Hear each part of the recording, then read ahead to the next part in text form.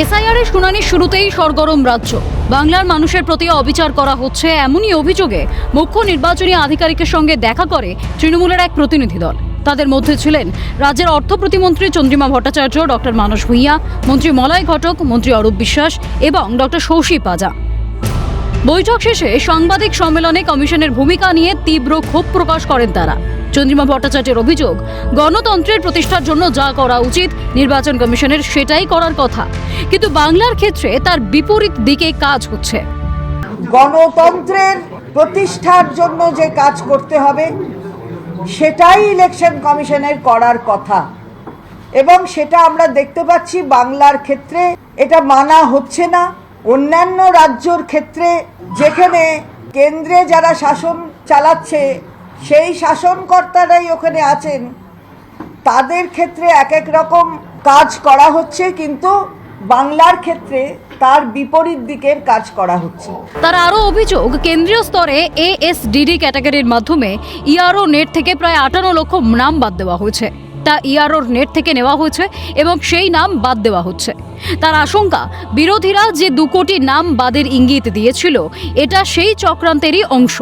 এটা কোনোভাবেই মেনে নেবে না তৃণমূল কংগ্রেস, স্পষ্ট করেছেন চন্দ্রিমা ভট্টাচার্য। ইআরওর ক্ষমতা কেড়ে নেওয়া হচ্ছে বলে অভিযোগ চন্দ্রিমার। ASDD অর্থাৎ absent, shifted, dead and duplicate, এই যে বাদ দেওয়া হয়েছে অর্থাৎ 58 লক্ষ বাদ চলে গেছে, এটা ইআরও নেট থেকে নেওয়া হয়েছে এবং ডিসপোজ করে ফেলে দেওয়া হচ্ছে। কেন্দ্রীয় কোনো প্রসেস দ্বারাই সেটা ডিসপোজ করা হচ্ছে।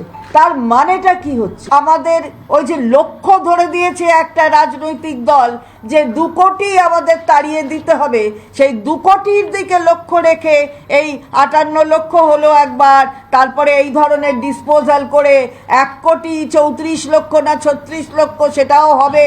ওসব চলবে না, আমরা তার বিরুদ্ধে আওয়াজ তুলেছি এবং এসব আমরা মেনে নেব না। ইআরওর যে নির্বাচনী এই প্রক্রিয়াতে তার যে ক্ষমতা, সেই ক্ষমতাটাকে কেড়ে নেওয়া হচ্ছে, এটা চলতে পারে না। অন্যদিকে মন্ত্রী অরূপ বিশ্বাস কমিশনের নিরপেক্ষতা নিয়ে সরাসরি প্রশ্ন তুলে বলেন, এটা নির্বাচন কমিশনের অফিস নাকি বিজেপির কার্যালয়? বাদ পড়া নামের তালিকা কেন জনসমক্ষে আনা হচ্ছে না? বিজেপির টার্গেট ফুলফিল করার চেষ্টা করছে নির্বাচন কমিশন, ষড়যন্ত্রের অভিযোগ তুলে বিস্ফোরক মন্ত্রী। প্রথম কথা, যে 55 লক্ষ নাম বাদ দেওয়া হলো, তার তালিকা তো যে কোনো মানুষ পেতে পারে, পাবলিক ডোমেনে আসা উচিত। কেন এই 55 লক্ষ মানুষের নাম পাবলিক ডোমেনে আনা হচ্ছে না? এটাই তো একটা সবথেকে বড় ষড়যন্ত্র, একটা বড় কেলেঙ্কারি। এই 55 লক্ষের নাম ইলেকশন কমিশন তার ওয়েবসাইটে দিক, তাহলে আমরা বলবো আর আপনি করবেন। তার মানে তো একটা উদ্দেশ্য সঠিক, যে টার্গেট কেন্দ্রীয় সরকার এবং বকলমে যে বিজেপির যে অফিস, নির্বাচন অফিস তো নয়, এটা নির্বাচনী কার্যালয় নয়, এটা ইলেকশন অফিস নয়, এটা হচ্ছে পুরোপুরি বিজেপির অফিস। যেটা বিজেপি ঠিক করে দিচ্ছে যে টার্গেট, সেটাই ফুলফিল করার চেষ্টা করছেন এই নির্বাচন কমিশন। সেচমন্ত্রী ডক্টর মানস ভূঁইয়ার গলাতেও কার্যত একই সুর। এসআইআর এর খসড়া ভোটার তালিকা থেকে প্রায় 58 লক্ষ নাম বাদ পড়া নিয়ে ক্ষোভ উগরে তিনি বলেন, এটা কি বাংলার ক্ষেত্রেই হবে? ধরুন আমি এসছি কলকাতা 3 দিন কাজে, আমার বাড়িতে গেছে, 3 দিন পাইনি, আমার নাম কেটে দিয়েছে। মানে আমি একটা উদাহরণ দিলাম। আপনি পড়তে কলকাতার একটি হোস্টেলে আছেন, লেডিজ হোস্টেলে 6 দিন ধরে আছেন, আপনার বাড়িতে 3 দিন গেছে, আপনাকে দেখতে পাইনি, আপনার নাম কেটে দিয়েছে। These are call shifted voter.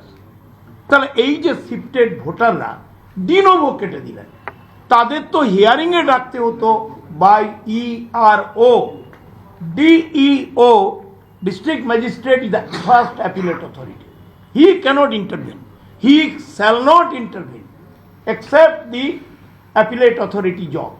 The ERO is the nodal person, an officer, who is the first person who will take the hearing. তার অথরিটিকে আপনি রোড করে দিলেন। আমরা বললাম সার্কুলার দিন, বলে election commission. What is going on? এটা কি একটা বাংলার ক্ষেত্রেই হবে, পশ্চিম বাংলার ক্ষেত্রেই হবে? তৃণমূল নেতৃত্বের দাবি, ভোটার তালিকা সংশোধনের দ্বিতীয় পর্যায়ে রিভেরিফিকেশন চলাকালীন বিপুল সংখ্যক ভোটারকে শুনানির নোটিশ পাঠানো হয়েছে সুনির্দিষ্ট কোনো কারণ ছাড়াই। ফলে অযথা হয়রানির শিকার হচ্ছে সাধারণ মানুষ। বৃদ্ধ বৃদ্ধাদের হিয়ারিংয়ে ডাকা নিয়েও ক্ষুব্ধ তৃণমূল। স্ক্রুটিনির নাম করে কার্যত অত্যাচার শুরু করেছে নির্বাচন কমিশন। বিস্ফোরক তৃণমূল নেতা কুণাল ঘোষ।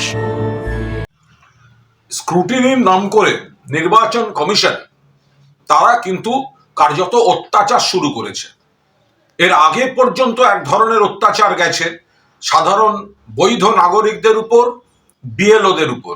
এখন আরো নতুন ধরনের কিছু অত্যাচারের অভিযোগ আসছে।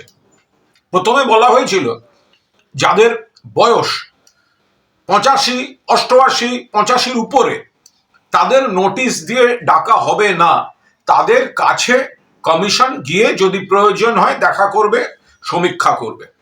কিন্তু এখন দেখা যাচ্ছে 85 বা তার বেশি বয়স তাদের নোটিশ দিচ্ছে। এই বৃদ্ধা তাদেরকে যেতে হবে ওই লাইনে দাঁড়িয়ে, এই ধরনের নোটিশ শুরু হয়েছে। তারা পাচ্ছেন সেই নোটিশ, একাধিক অভিযোগ আসছে। এটা হচ্ছেটা কি? কমিশনের বিরুদ্ধে পক্ষপাতের অভিযোগ তুলেছে রাজ্যের শাসক দল। তবে কি বিজেপির বি টিম হিসেবে কাজ করছে নির্বাচন কমিশন? তুরুপের তাস বাংলার জনগণ? এই প্রশ্নই এখন ঘুরপাক খাচ্ছে বাংলার অলিন্দে। ক্যামেরায় গোপাল তপাদার, শুভময় দাস ও কিশোর মুখোপাধ্যায়ের সঙ্গে অভিরূপা হাজরা, ইন্দ্রনীল ঘোষ ও রাজা সাহার রিপোর্ট, ক্যালকাটা নিউজ।